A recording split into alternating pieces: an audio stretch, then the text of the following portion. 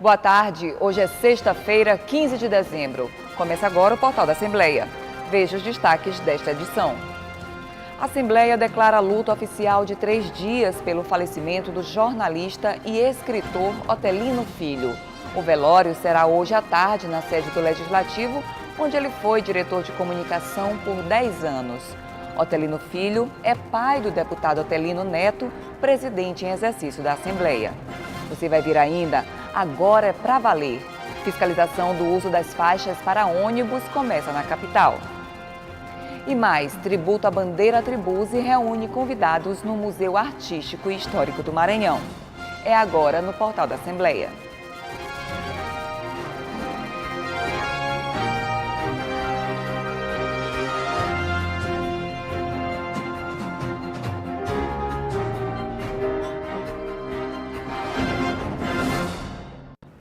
Faleceu ontem em decorrência de problemas cardiovasculares no Hospital Albert Einstein, em São Paulo, o jornalista Otelino Alves Filho, pai do deputado Otelino Neto, presidente em exercício da Assembleia. A mesa diretora da casa decretou luto oficial de 3 dias. O corpo de Otelino Filho chega ao aeroporto de São Luís hoje à tarde. O velório vai ser realizado aqui na Assembleia, onde ele foi diretor de comunicação por 10 anos. Quem tem mais informações é o repórter Joelson Braga. Sabrina, o velório está programado para o final da tarde de hoje e será realizado aqui no plenário da Assembleia Legislativa. Plenário esse que já está sendo preparado com todas as honrarias. O corpo do jornalista e escritor Otelino Filho, pai do presidente em exercício da Assembleia Legislativa, deputado Otelino Neto, deve chegar ao aeroporto de São Luís por volta das 4 da tarde e vem em seguida para a sede do Legislativo, onde será velado. Otelino Filho foi diretor de comunicação aqui da Assembleia Legislativa por 10 anos. O velório acontece durante toda a noite dessa sexta-feira. Amanhã, sábado, por volta das 8 da manhã, está programada uma missa de corpo presente. Logo em seguida, o corpo segue para o cemitério do Gavião, no centro da capital maranhense, onde será sepultado às 10 horas da manhã. Joelson Braga, do plenário da Assembleia Legislativa, para a TV Assembleia. O Sindicato dos Jornalistas do Maranhão publicou uma nota de pesar pela morte de Otelino Filho. Na nota, Douglas Cunha, presidente do sindicato, reconhece que o jornalismo maranhense perde muito com a sua ausência e se solidariza com a dor da família e amigos. Otelino Filho era cearense e veio para São Luís no fim da década de 60. Na capital, se formou em Direito em 1974. Mas foi como jornalista que ele seguiu carreira e se consagrou como grande referência da resistência escrita no Maranhão. Raimundo Nonato Otelino Filho Parente Alves, conhecido como Otelino Filho, nasceu em 22 de dezembro de 1949 na cidade de Sobral, no Ceará. Escritor, jornalista e advogado, exerceu vários cargos públicos no Estado, entre eles o de diretor de comunicação da Assembleia Legislativa do Maranhão por 10 anos, de 1993 a 2003. Otelino Filho era casado com a pedagoga Iolete Maria Alves e pai de Cláudia, Flávia e do deputado Otelino Neto, presidente em exercício da Assembleia. O cearense chegou em São Luís em 1968, alçou voos, realizou sonhos e se tornou cidadão maranhense. Otelino Filho escolheu o jornalismo como ofício. O seu pai, Otelino Nova Alves, foi jornalista. E para quem não sabe, o deputado Otelino Neto também se formou em comunicação social com habilitação em jornalismo. Na ditadura militar, a família foi marcada por um acontecimento doloroso. Há exatamente meio século, aconteceu em São Luís um dos mais violentos atentados da história da imprensa do Maranhão.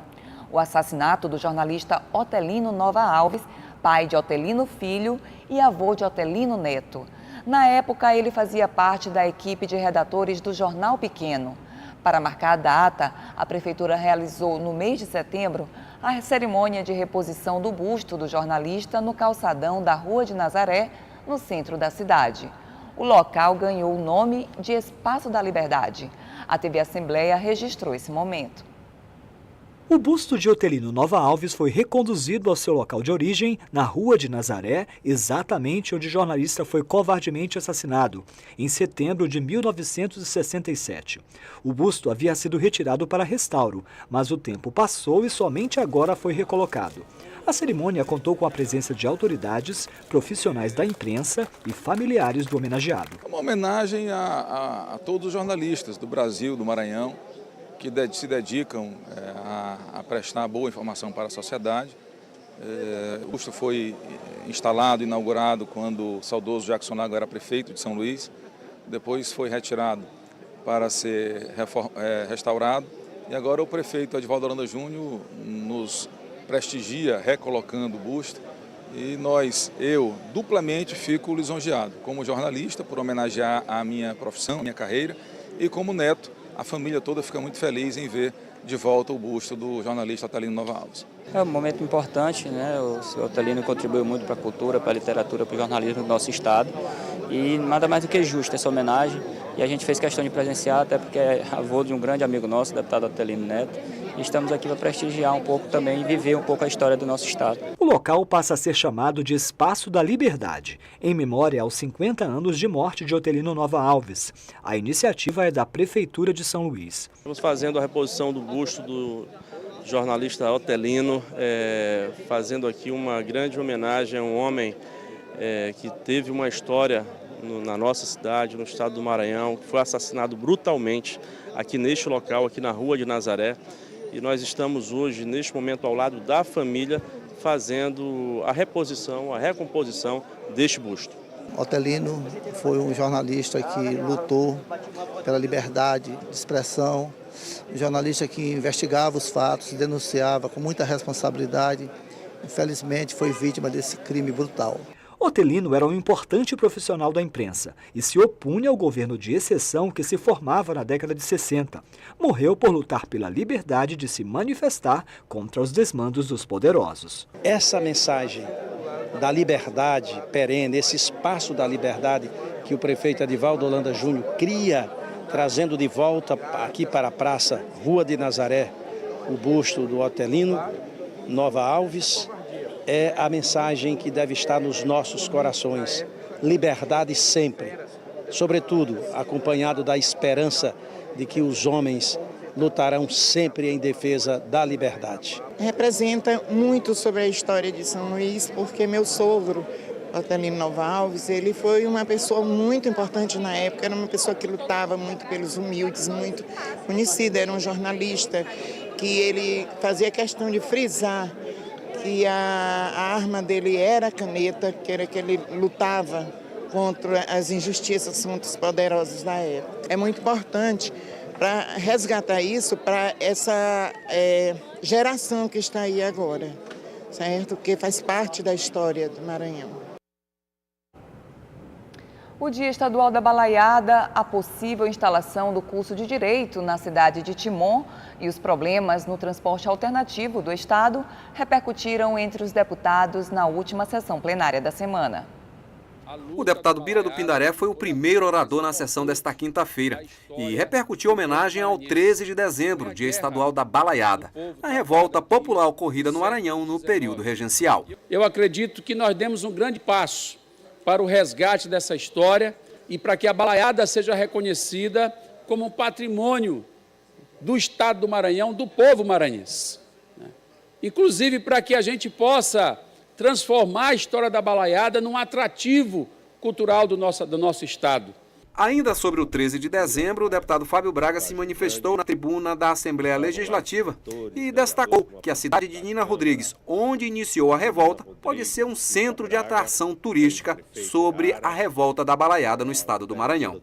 Logo em seguida, o deputado Rafael Leitor anunciou a possibilidade da implantação do curso de Direito do campus da UEMA no interior do estado. Convidar a toda a comunidade escolar timonense e região, Caxias, Parnarama, Matões, para a audiência pública na segunda-feira, às 9 horas, na Escola Jacira de Oliveira e Silva, onde iremos apresentar, juntamente com o reitor Gustavo, o diretor do curso de Direito, a implantação do curso de Direito, as propostas e ouvir a comunidade fazer ali um movimento para que a gente possa construir essa implantação em conjunto com o governo Flávio Dino, tendo em vista a necessidade urgente de ampliação do ensino universitário no nosso Estado. O curso de Direito, que hoje na UEMA só existe em São Luís e Bacabal, com esse movimento esperamos ter a concretização desse sonho, que é a implantação do curso de Direito. O deputado Júnior Verde tratou dos problemas no transporte alternativo no Maranhão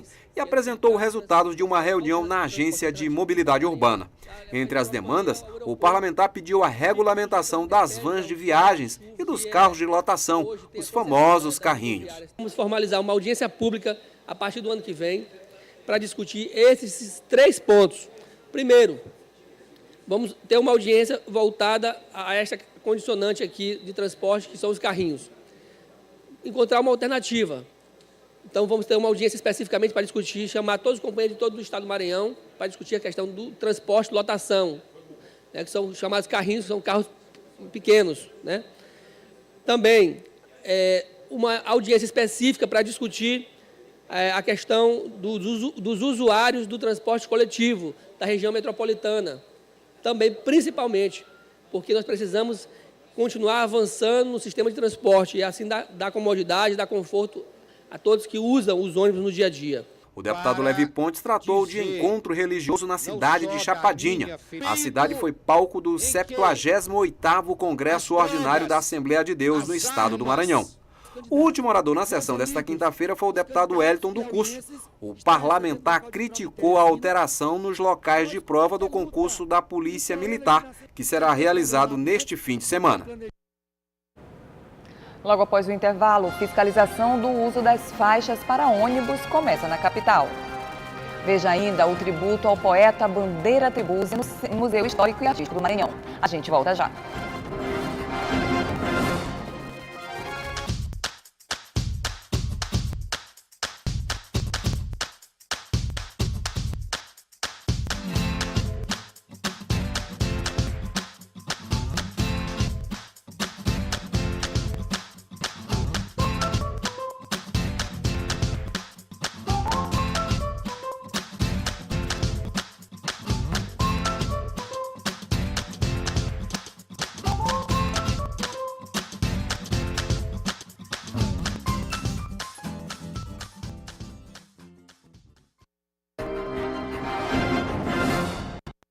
Ontem, o governador Flávio Dino entregou um pacote de obras no Porto do Itaqui.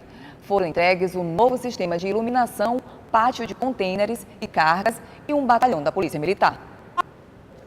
Obras no Porto do Itaqui, no terminal da Ponta da Espera, custaram cerca de 16 milhões de reais e foram entregues pelo governador Flávio Dino com a presença de secretários de Estado e de funcionários. Agora, o porto passa a contar com um pátio de mais de 20 mil metros quadrados para o armazenamento de contêineres e cargas. Também recebeu um novo sistema de iluminação em LED que deve facilitar as operações portuárias durante a noite. O Porto do Itaqui é um importante vetor de desenvolvimento do Maranhão, gera direta e indiretamente 14 mil empregos, abrangendo as empresas que trabalham aqui. Portanto, modernizar o Porto do Itaqui significa aumentar o produto interno bruto no Maranhão, aumentar a riqueza no nosso estado, aumentar a geração de empregos. Hoje nós estamos completando 150 milhões de reais de investimentos durante o nosso mandato, para que nós tenhamos um porto mais moderno, mais competitivo, capaz de atender bem aqueles que já estão conosco e atrair outros operadores. Toda essa área tem capacidade para receber mais de 1.300 contêineres. E a novidade é que podem ser com cargas refrigeradas, o que antes não acontecia. Carne processada, polpa de fruta e outros produtos. O que vai mudar com isso é a movimentação de novas cargas aqui no porto. E com isso, o aumento no investimento do setor. A carga de contêineres, o porto não operava contêineres, né? E agora nós estamos já fechando justamente parceria com empresas de contêineres, navios conteneiros, armadores. O Porto Seco de Anápolis, também que está conectado ao Porto Itaqui via ferrovia, também já está se movimentando para iniciar a operação com contêineres. Então é um conjunto de obras e investimentos que o Porto não tinha no passado, né? Então nós estamos colocando agora à disposição do mercado, da comunidade e, claro, cabe agora aos geradores da carga, que é o setor privado, a utilizar o Porto como hub para exportação e importação. No terminal da Ponta da Espera foi inaugurada a 3ª companhia do 1º Batalhão da Polícia Militar do Estado para intensificar o serviço de segurança de veículos e passageiros que vão embarcar nos ferries. Uma importante atividade econômica aqui, muito importante para o Estado do Maranhão, e a segurança é fundamental para tal atividade. Aqui é a 3ª companhia do 1º Batalhão instalada, que vai fazer o serviço 24 horas para gerar segurança de quem trabalha aqui e de quem aqui visita. Nós temos ações internacionais, a presença de estrangeiros aqui no porto, e é importante dar essa sensação de garantia real para todos que aqui trabalham e a todos que aqui visitam. Após prorrogação do prazo em mais 30 dias, a Secretaria Municipal de Trânsito e Transporte iniciou hoje a fiscalização das faixas exclusivas para ônibus, táxis com passageiro e veículos preferenciais como ambulâncias e viaturas. A partir de agora, os motoristas podem ser multados em caso de infrações. Agora é para valer. A fiscalização eletrônica começou nas primeiras horas desta sexta-feira. Barreiras, fotossensores e radares já estão funcionando, prontos para flagrar as infrações de trânsito, entre elas o excesso de velocidade. Para isso, 30 equipamentos foram instalados nas principais avenidas de São Luís e 32 câmeras de vídeo monitoramento da SMTT vão ficar de olho nos infratores. Com a nova regra de uso, só poderão trafegar nos trechos demarcados ônibus, táxi com passageiros, ambulâncias, viaturas da polícia e da SMTT. Os demais veículos podem apenas convergir à direita nos pontos sinalizados. É bom os condutores ficarem alerta, porque onde eles puderem fazer a conversão à direita, vai ter uma linha diferenciada do que existe hoje. É uma linha cheia e onde ele vai poder adentrar no corredor, ela vai ser pontilhada para ele ter uma orientação que ali ele pode entrar e fazer a sua conversão à direita. Então, ao longo de todo esse corredor, tanto bairro-centro como centro-bairro, vai ter as conversões permitidas para que o condutor faça essa conversão à sua direita, o retorno de quadra. E, por conseguinte, ele quiser estacionar, porque nós sabemos que ao longo do corredor tem lojas que ele faz também a sinalização e entra à direita para poder fazer o estacionamento. Caso ele não faça, passa para a quadra seguinte, aí sim, ele também é notificado. O uso indevido das faixas exclusivas incorre em infração gravíssima, com multa de R$ 293 e 7 pontos na carteira de habilitação. A fiscalização se estende aos ônibus. Os veículos que não transitarem na faixa exclusiva também vão ser multados. Após 60 dias de adaptação, a SMTT também vai intensificar a fiscalização por meio de câmeras para coibir o uso do celular ao volante, a formação de filas duplas nas conversões, estacionamento irregular e o desrespeito à obrigação do uso do cinto de segurança. Mesmo com prazo de 60 dias, alguns motoristas se adaptaram, outros não. Esse vídeo monitoramento eu concordo.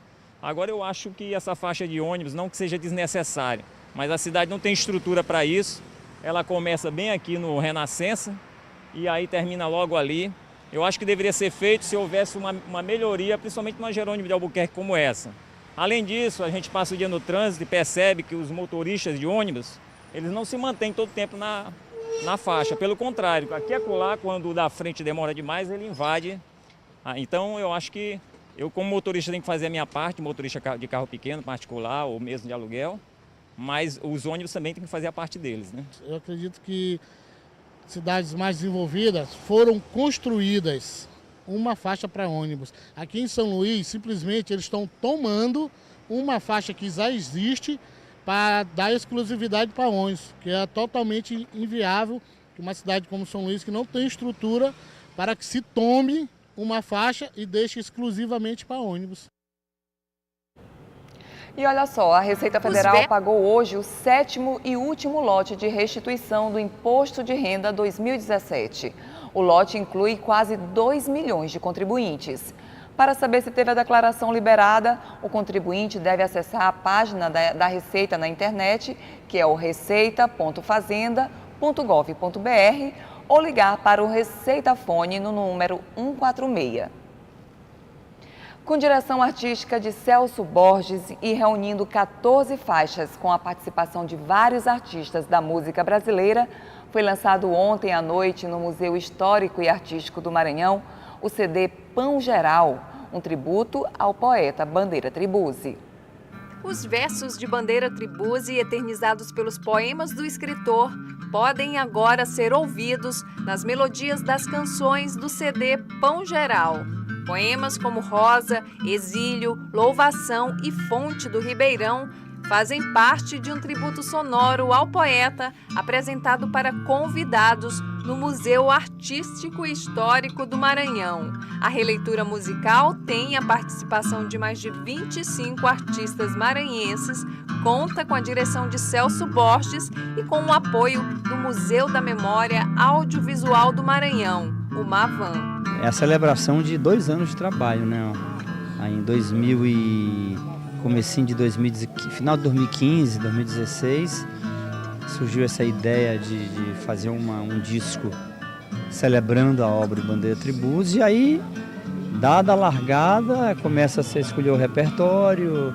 Aí eu fiz uma releitura da obra completa de Bandeira Tribuzzi, escolhi os poemas que se aproximavam mais do universo da canção. A gente tem que fazer um pouco isso também, né? O que esses maravilhosos artistas fizeram foi exatamente isso, adaptar a poesia maravilhosa, poderosa de Tribuzzi para a nossa música, dando uma contribuição única para a nossa cultura nesse momento que a gente precisa tanto. Se fosse vivo, o poeta e jornalista Bandeira Tribuzzi completaria 90 anos em 2017.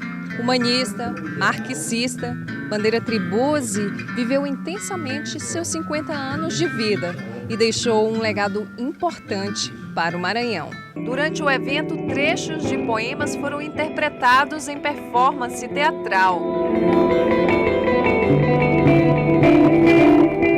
e recitado por bisnetos de Bandeira Tribuzzi. Fugindo aos outros, temendo, serem afinal o espelho dos que me afastam de mim.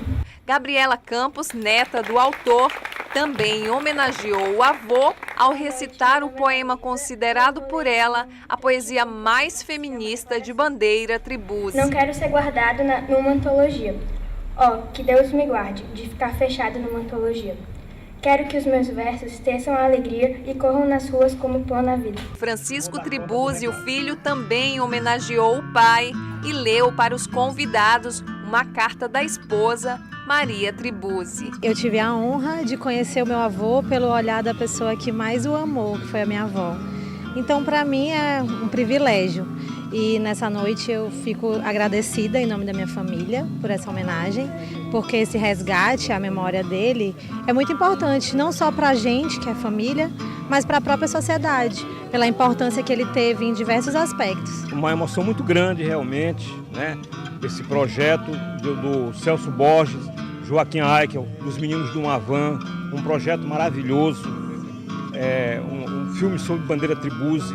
Esse projeto tem duas fases. A primeira fase é exatamente o lançamento desse CD, que é uma parceria dos poemas de Tribuzzi com os compositores maranhenses, né?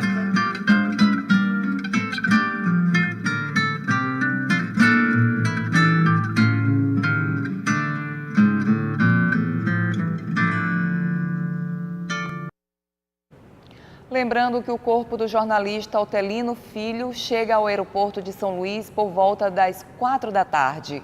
O velório acontece até amanhã aqui na Assembleia.